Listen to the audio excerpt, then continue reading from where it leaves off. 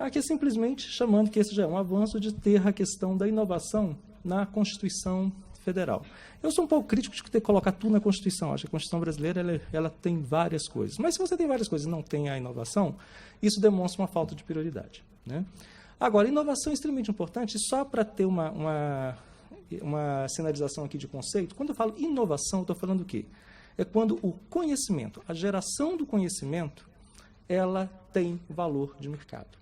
Então, ou seja, eu produzir alguma coisa, algum invento, mas aquilo ali, ele estacionar numa tese de mestrado, de doutorado e não ter aplicação comercial, isso não é inovação. Então, quando eu estou falando de inovação, estou falando daquele tipo de conhecimento, quando o conhecimento ele se transforma em valor. Pode ser financeiro, pode ser social, inclusive, mas ele tem que gerar valor. Então, por gerar valor, o locus da inovação ele acaba sendo a empresa. Por isso, a necessidade premente de você ter academia e empresa juntas. Porque a academia ela faz ciência. Então, ou seja, e eu fico muito feliz de ver os indicadores excelentes de ciência, de publicação que tem no Brasil. O problema que está vendo é que isso não está gerando emprego e renda. Então, tem um ponto aí que está desconectado. E a gente já passou da fase de falar, não, a culpa é da empresa, a culpa não é da empresa, a culpa é da academia. Não, vamos parar de falar a culpa de quem. Nesse momento, existe um ponto aí que está desconexo. Se o Brasil tem uma performance boa científica, e essa performance boa, que é científica, ela não está gerando mais emprego, mais renda, não está colocando o país na fronteira da pesquisa e do desenvolvimento nas empresas, que é o que gera, de fato, inovação, temos um problema e esse problema precisa ser resolvido.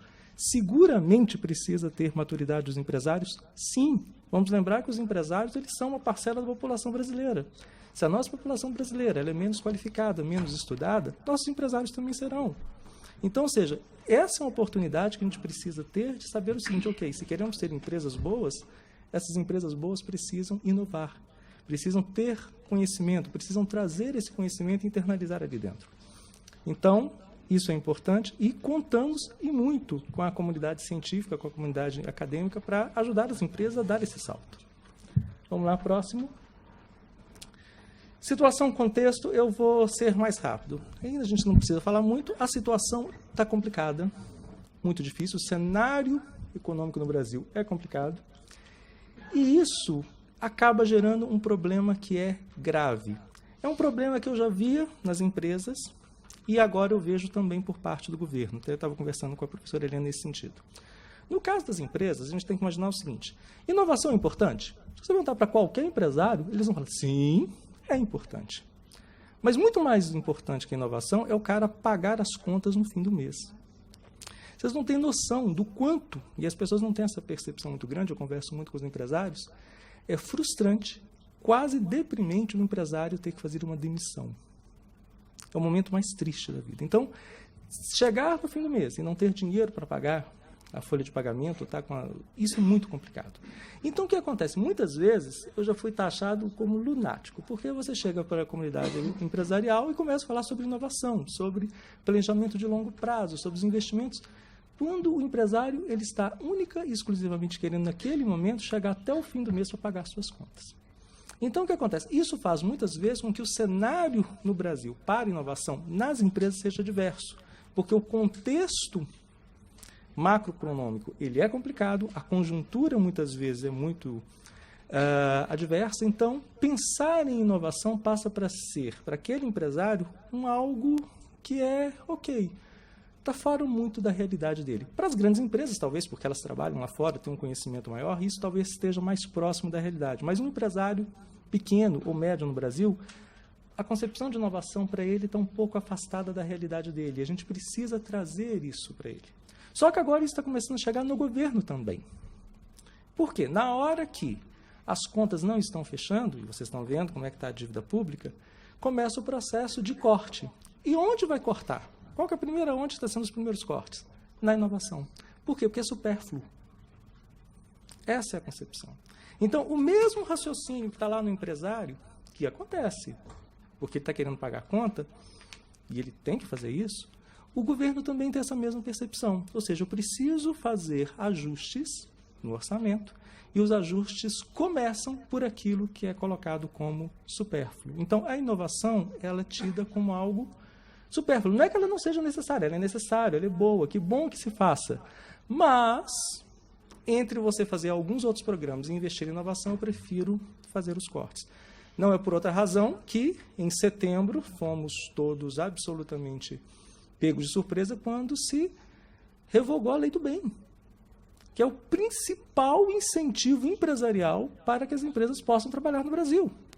Vários dos centros de pesquisa no Brasil, pesquisas, né, de empresas, só vieram para o Brasil por conta da Lei do Bem. Uma das principais agendas para o país tem que ser a defesa da vinda dos esforços dos centros de P&D para o Brasil, porque são os melhores postos de trabalho, é onde você tem as melhores gerações de conhecimento e tudo mais. Quando eu falo não tem mais recursos para a Lei do Bem, eu estou dizendo o seguinte, olha, empresas, vocês que apostaram no Brasil, apostaram errado. E aí eu tenho vários amigos que são diretores de P&D, né, de empresas brasileiras e multinacionais aqui, eles estão dizendo, o que eu digo para o meu board lá fora? Essas empresas vieram para o Brasil por conta disso e lá pelas tantas foi tirado os investimentos. Então, ou seja, isso gera um problema aqui, embora até a medida provisória tenha caído, mas o simples fato de o governo pensar nisso gerou um problema de insegurança no país enorme. E essa insegurança ela faz com que os centros de pesquisa no Brasil, que é um dos pontos mais importantes da mobilização empresarial pela inovação, que é quando os empresários se reúnem, é trazer o centro de P&D. É de que maneira que nós estamos competindo com todos os países do mundo para trazer esse centro de P&D. E quando medidas como essa são tomadas, eu afasto. Então, essa cultura no governo tem me deixado um pouco preocupado e talvez estejamos sendo um pouco mal interpretados. É preciso colocar que inovação é sim extremamente importante. É sim o que vai definir o sucesso de um país a longo prazo. Ok, as crises passarão, mas na hora que a crise passar, se eu não fizer nenhum investimento em inovação, simplesmente eu não estarei preparado para o dia seguinte. Então é preciso que os gestores, lá em Brasília, em todos os estados, tenham essa concepção de inovação como algo de fato extremamente importante. É lógico que a gente não pode desconectar com a realidade. A gente sabe que a realidade dura vai fazer com que o empresário olhe para o seu dia de hoje. Mas eu tenho que oferecer a esse gestor público, a esse empresário, a perspectiva de que gaste um pouquinho do seu tempo para pensar no futuro, investir em inovação. E sejamos, né, nós, no caso eu como gestor na CNI, e vocês na academia, um pouco mais generosos, entender o que está acontecendo com os gestores públicos, essa insegurança deles, e também com os empresários quando eles ficarem um pouco reticentes, porque, na verdade, eles têm que pagar as contas. Próximo. Desafios. Os desafios, primeiro, estruturar instrumentos capazes de alavancar investimentos privados em inovação, induzindo um salto no esforço inovador das empresas. Aqui eu falo o seguinte, se existisse um único indicador de inovação, para mim seria o dispêndio privado em P&D. Eu olho se um país está bem ou está mal em inovação, quanto que o setor privado despende em P&D. Esse é muito importante. E no Brasil é baixo. E aí começa uma briga, o setor público, eu faço muito bem, o setor público gasta de P&D mais ou menos a média, o setor privado gasta mal. Isso pode dizer também que o gasto do setor público não está alavancando o gasto do setor privado. Esse também é um problema do setor público. Ou seja, em qualquer lugar do mundo você trabalha de forma parceira. Então, ou seja, se as empresas, se o governo está alavancando o recurso em P&D, isso está gastando em P&D, e isso não está tendo impacto no setor privado, é porque as estratégias estão absolutamente dissociadas. Então, ou seja, esse é um problema do setor público também. Da mesma forma como também é um problema do setor privado. Porque os empresários brasileiros precisam ter o valor de se investir em inovação e perceber esse valor. E uma coisa que é importante, nenhum empresário investe em inovação porque é bom, porque é legal, porque é bonito, porque é maneiro, porque é da hora, como diz os meus filhos. Não. Ele só investe porque é um imperativo de mercado. Porque se ele não investir, ele não sobrevive no longo prazo. Isso tem que estar claro. Na universidade, na academia, muitos empreendem os seus esforços de pesquisa porque amam aquilo. Está no âmbito muito daquilo que você gosta de fazer.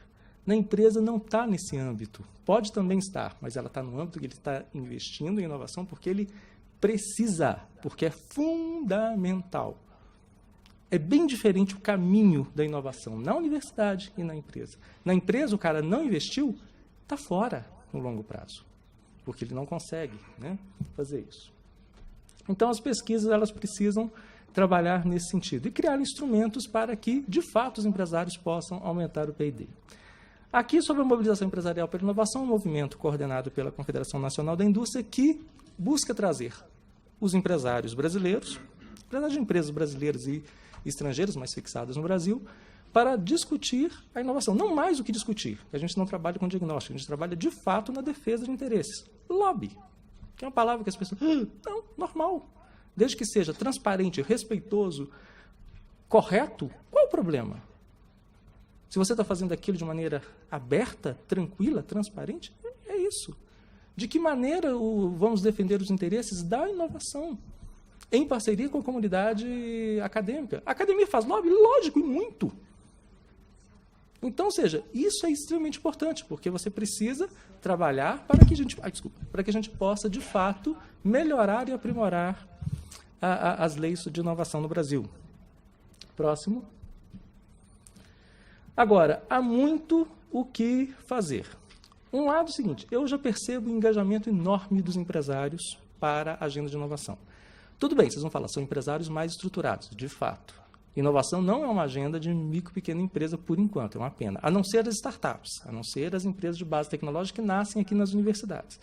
Agora, a padaria, a farmácia, a empresa pequena, aquela de vestuário, infelizmente ainda não chegou essa agenda. É um desafio hercúleo fazer com que essa agenda chegue ali. Ela ainda está muito centrada em empresas que sejam mais estruturadas, independente do porte, mas que seja mais estruturada. Tá, okay? Então, esse é um desafio.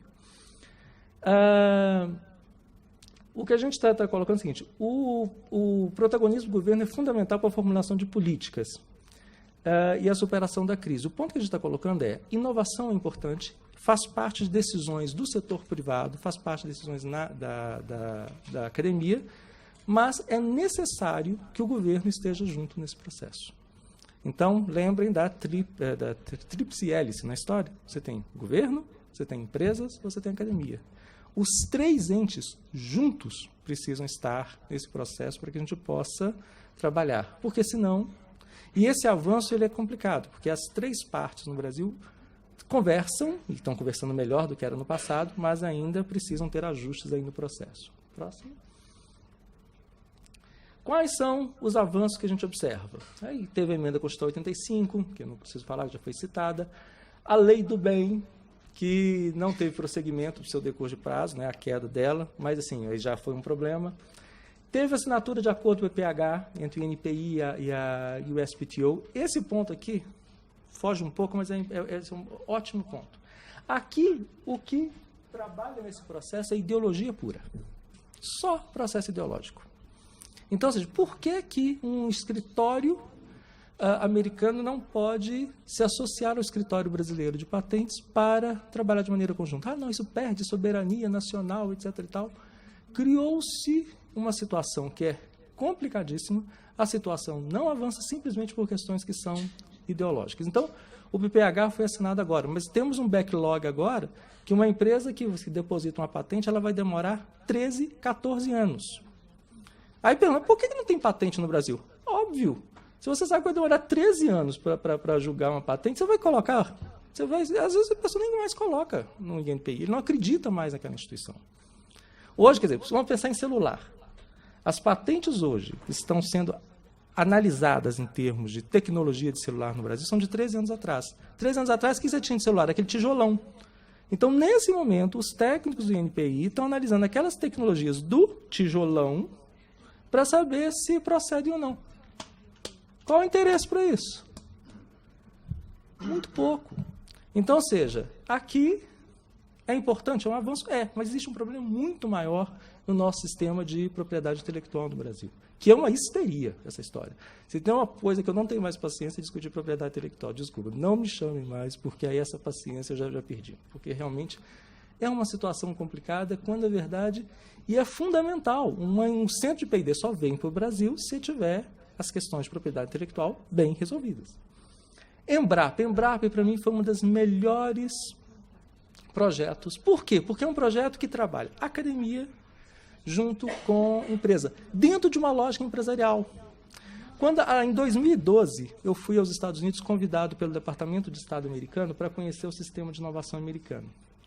E o que mais me chamou a atenção é que no estado O sistema de inovação americano, a estratégia americana de inovação, ela começa da seguinte forma. Quando você tem uma ideia, né, para inovação, a primeira pergunta que eles fazem não é para nenhum cientista, não é para nenhum pesquisador. Estou falando do sistema de ciência e tecnologia deles. É para o mercado. Isso faz sentido?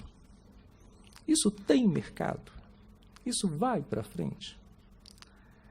Aí, depois de resolvida a questão do business, é que eles vão para os pesquisadores e falam, agora deem conta de fazer isso.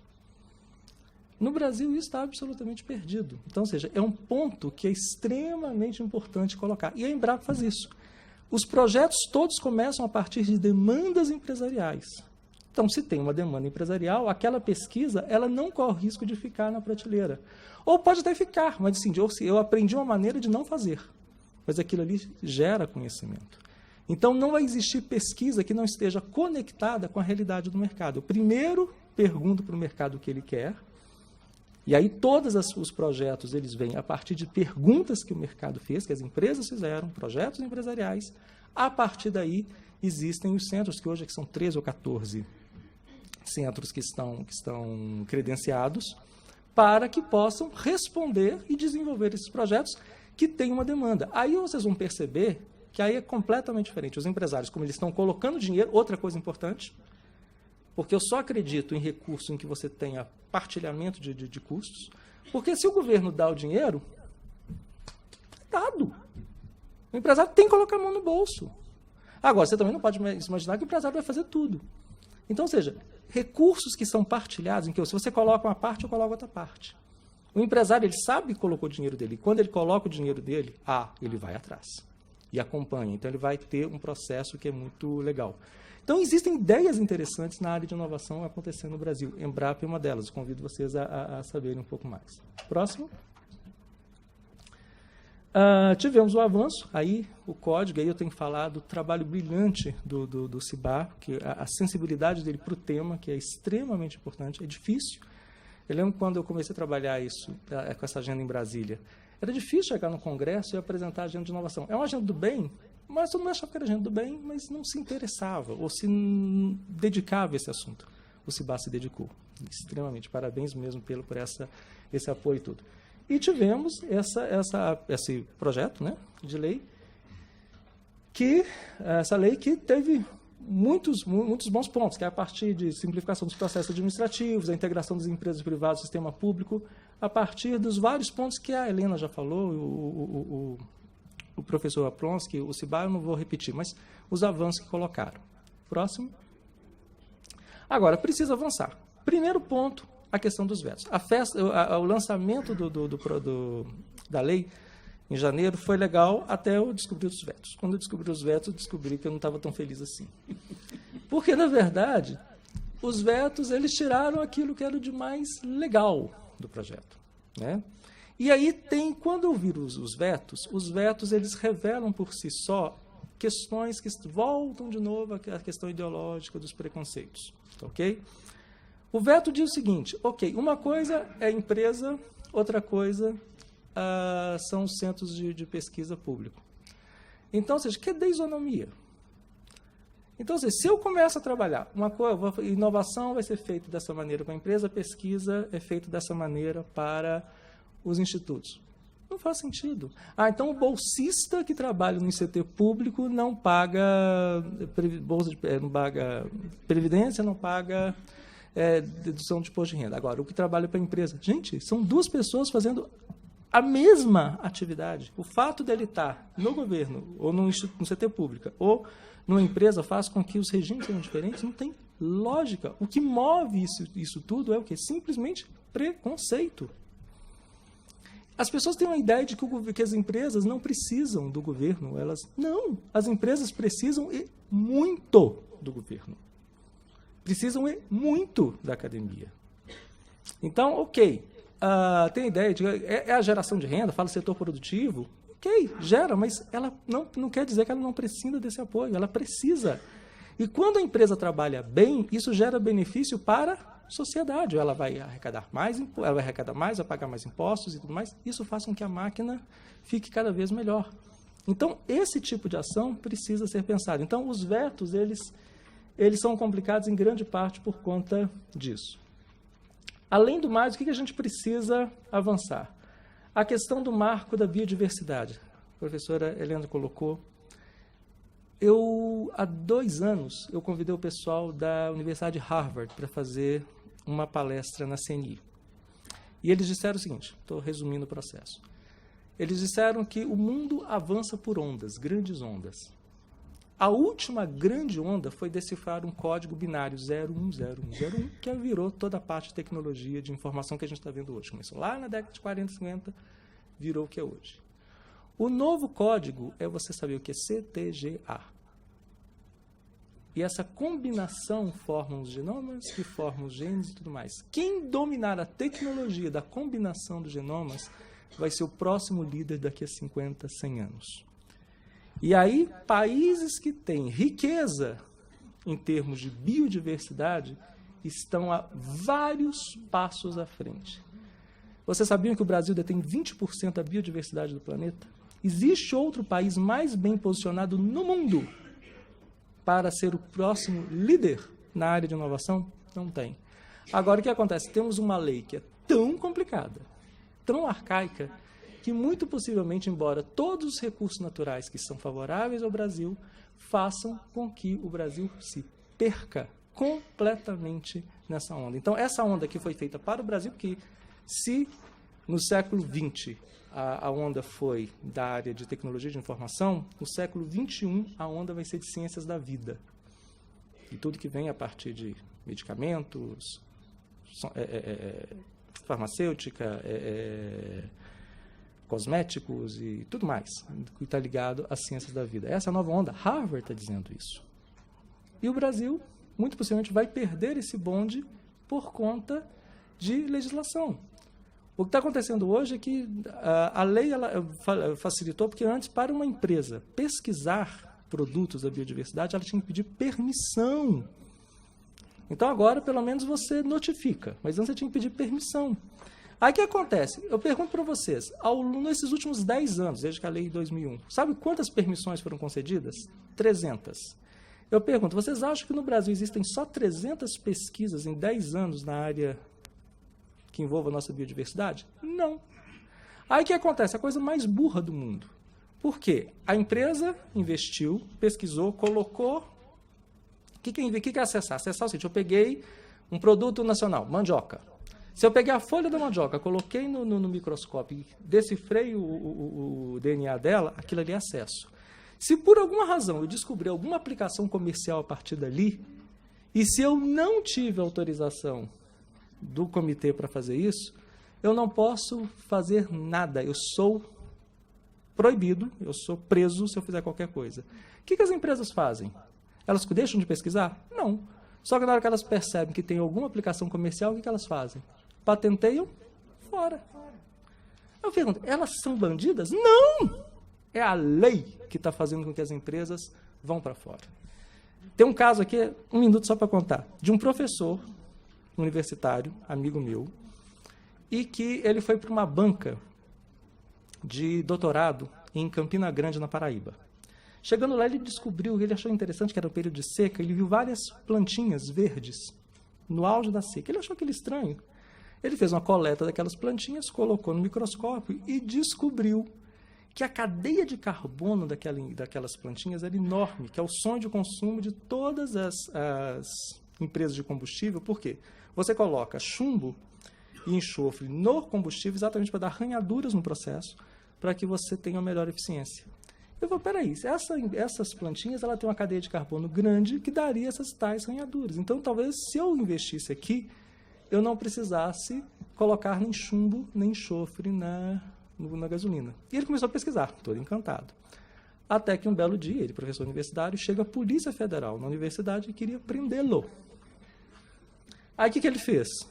A universidade recomendou que ele tirasse o nome dele de todas as pesquisas, e uma empresa americana descobriu esse processo e falou assim, me vende essa pesquisa, eu faço o seguinte, eu te monto o melhor laboratório que você quiser na universidade, mas me passa essa pesquisa. E assim ele fez. Então, ou seja, hoje essa universidade tem o melhor laboratório de pesquisa porque ele vendeu essa ideia para um americano. Brasil. Então, ou seja, isso precisa ser revisto. E esse talvez seja o assunto que mais me motiva hoje dentro do capítulo de inovação, essa questão da biodiversidade. Participar das definições de estratégias públicas de alocação de recursos, financiamento e inovação. E aí é um ponto que eu estava conversando com a Helena. Eu acho que nós, né, o sistema de ciência e tecnologia, ele é muito crítico em dizer o que foi feito dos recursos. Porque, na verdade, vários recursos foram colocados no sistema de ciência, tecnologia e inovação. Mas é preciso ter a avaliação de como esses recursos foram alocados. Então, ter bons estudos para fazer a defesa disso é importante. E como eu não tenho isso, fragiliza a nossa defesa. Criar metodologias, obviamente, de monitoramento, que no Brasil é muito bom de fazer diagnóstico, mas é muito mal para implementar e para avaliar. Aqui você tem poucos projetos que são avaliados. Na ciência e tecnologia, quase nenhum. E terminando, tivemos retrocessos, né, como o caso da Lei do Bem que já citei, limitações do Sistema Nacional de Financiamento e Inovação. Hoje o instrumento está esgotado. A questão que foi colocada sobre pegar investimentos lá fora, isso é um retrocesso. Na verdade, a gente tinha, no passado, ciência e tecnologia se financiava por empréstimo, depois se criou uma estrutura estável, que era com os fundos setoriais, agora acabou com os fundos setoriais, nós estamos voltando a um modelo anterior, que é de endividamento para isso. Ok, entendo a lógica, porque precisa de recurso, mas a gente está entendendo que também está voltando. É um retrocesso em termos de ter que buscar uma outra forma de recurso, que não a forma estável para se investir em ciência, tecnologia e inovação. Sobre NPI, é uma situação lastimável, essa questão de patentes, né, o backlog é enorme. E a ampliação das burocracias que desestimulam pesquisa, e aí é uma questão, muitas vezes os burocratas de Brasília eles acham que tem que fazer tudo, quando na verdade, se eles simplesmente deixassem que as coisas fluíssem, seria tão melhor. É isso? É isso. Muito obrigado.